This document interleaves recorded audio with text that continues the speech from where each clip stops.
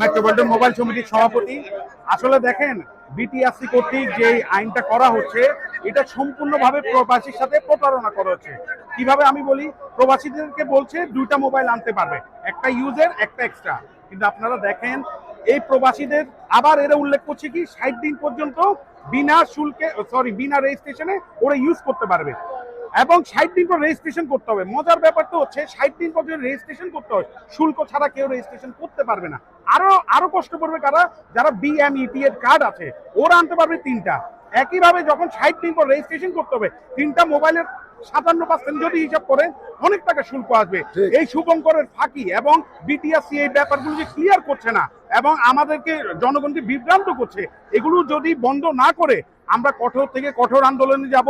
আমরা ব্যবসায়ী, আমরা শান্তিপ্রিয় মানুষ, আমরা কোনোভাবে এইসব অন্যায় আবদার আমরা মেনে নিব না। এই 18 কোটি মানুষের মধ্যে 20 কোটি মানুষের মধ্যে শুধু 15-17 জন 18 জনের কাছে কেন লাইসেন্স থাকবে?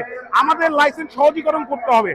আমরা যারা মোবাইল ব্যবসায়ী আছি আমরা সকলকে ইম্পোর্ট করার একটা সুযোগ দিতে হবে। আপনারা দেখেন আমরা যারাই আছি ক্ষুদ্র ব্যবসায়ী আমরা ইম্পোর্ট করতে পারি না কেন? এনওসি একটা মার্কেট বিটিআরসি এমন ভাবে রেখেছে যে আমরা কেউ চাইলেই আনতে পারবো না। যেমন যে কোনো একটা মাদার কোম্পানি থেকে আমাকে এনওসি আনতে হবে। মাদার কোম্পানি ধরেন আমি 1000 পিস অ্যাপেলের আইফোন আনবো, অ্যাপেলের 1000-1500 পিস আইফোন যদি আমাকে ইম্পোর্ট করতে হয় ওই মাদার কোম্পানির আমার এনওসি লাগবে। এটা হাস্যকর। $1 ট্রিলিয়ন একটা কোম্পানি কখনো আমাকে এনওসি দিবে না। প্লাস বাংলাদেশে যারা সংযোজনকারী আছে, উৎপাদনকারী আছে, ওদের থেকে এনওসি নিতে হবে। এই ব্যারিয়ার গুলো যদি আমরা ক্রস করতে না পারি একটা উন্মুক্ত আমরা ব্যবসায়িক একটা পরিবান্ধব একটা পরিবেশ ফিরে পাবো না। এই কারণে আমি অনুরোধ করব আমরা আপনারা সাংবাদিকদের মাধ্যমে যেভাবেই হোক এই সহজীকরণ নীতিকরণ করতে হবে।